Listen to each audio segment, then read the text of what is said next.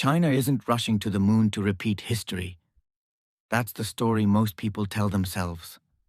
A latecomer catching up, planting flags in new soil, chasing the glory of a bygone era with fresh ambition. Pride plays its part undeniably. Headlines thrive on it. But pride alone doesn't explain the persistence.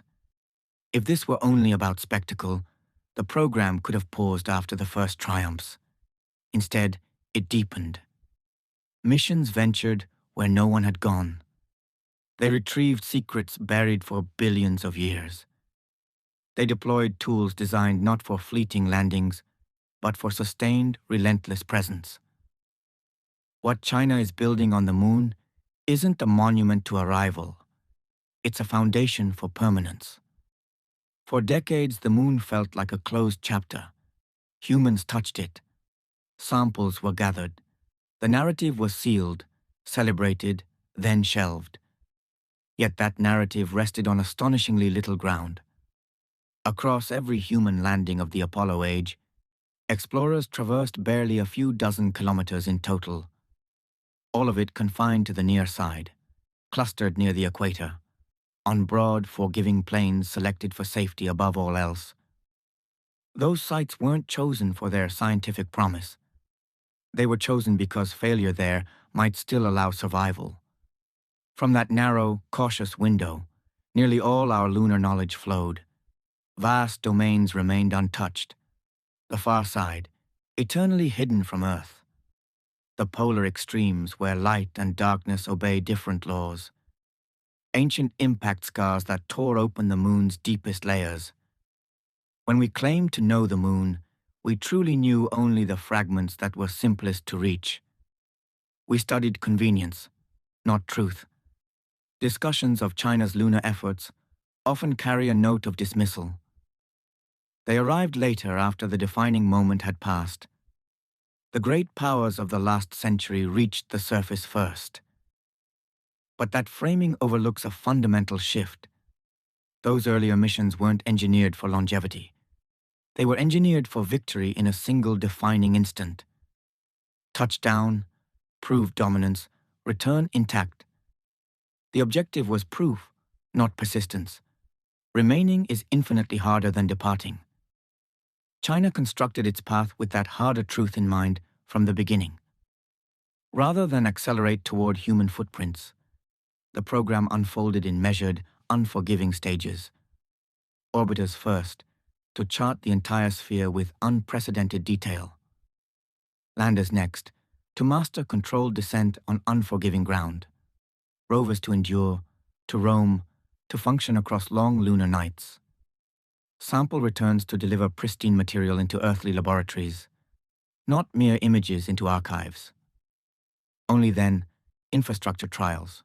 No forced timelines for crude drama, no spectacle-driven deadlines, no obligation to perform heroism for cameras. Each step was permitted to stumble, to reveal flaws, to inform the next. By the time human missions entered serious planning, the program had already uncovered knowledge the earlier era never sought. The true barriers to making the moon, a place where operations become routine. Half the moon remained for generations, a scientific blind spot. The far side never turns toward Earth. Direct signals cannot reach it. No landings, no direct samples, no close inspection. That isolation ended dramatically. A mission broke through, achieving the first soft landing on the hidden hemisphere. It descended into one of the moon's most profound features, an immense basin carved by a cataclysmic impact early in solar system history.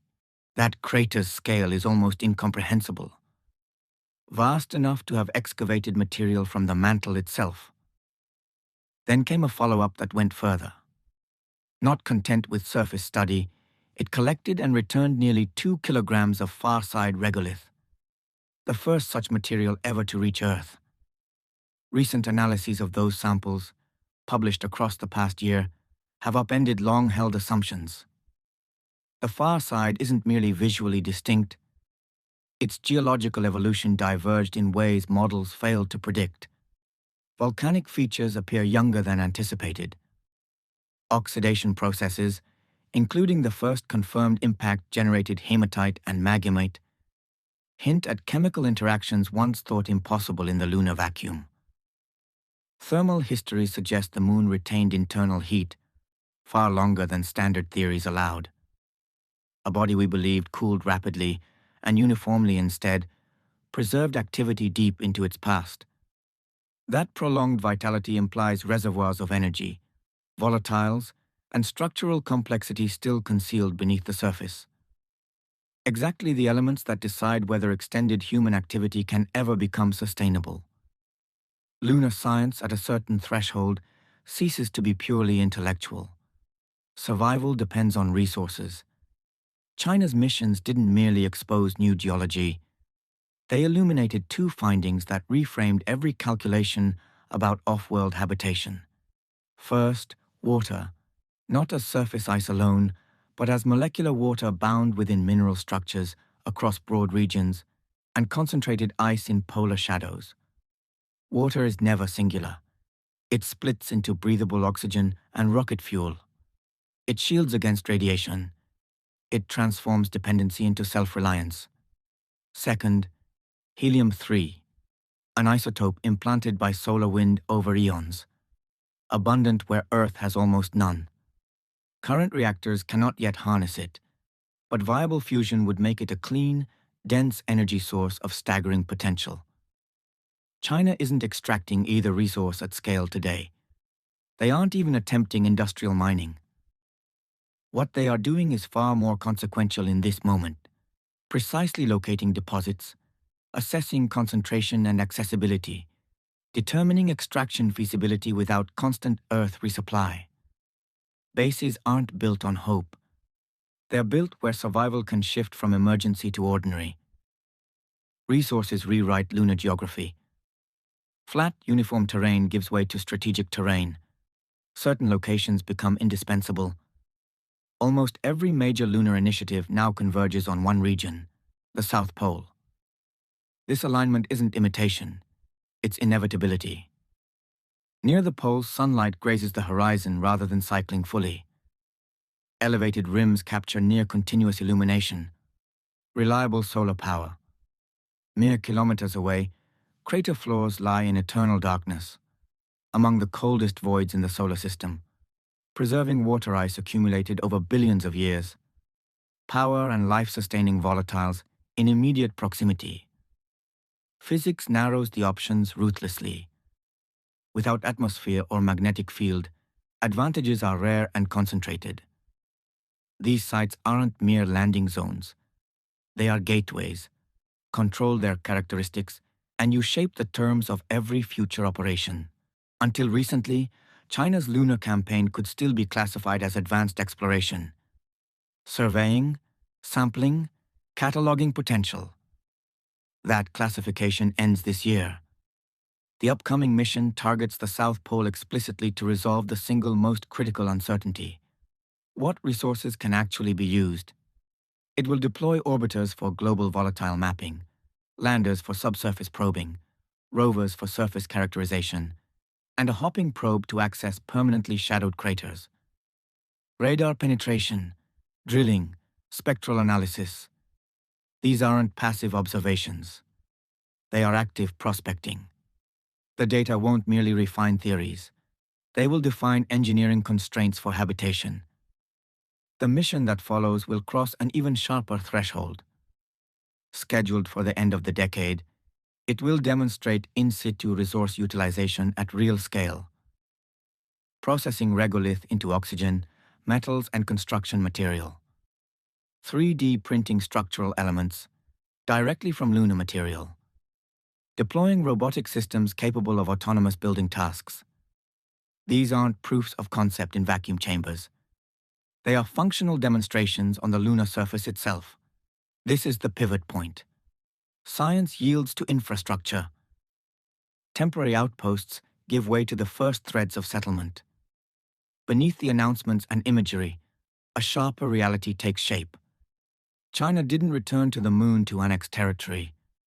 No treaties recognize lunar sovereignty. No fences can be built in vacuum.